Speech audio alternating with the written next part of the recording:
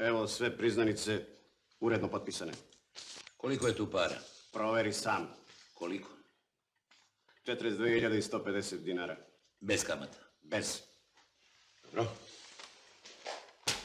Ne boj se, deda, ja ne falsifikujem.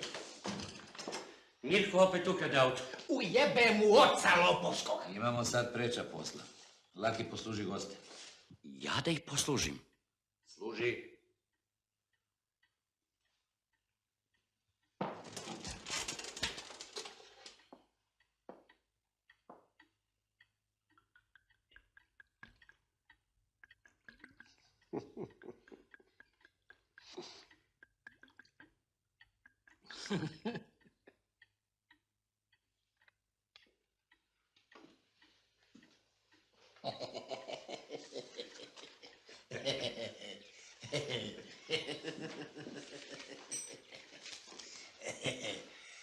Ili, Laki, jel to mišomor?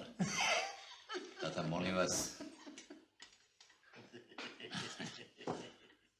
Ne boj se, Bili. Vidi.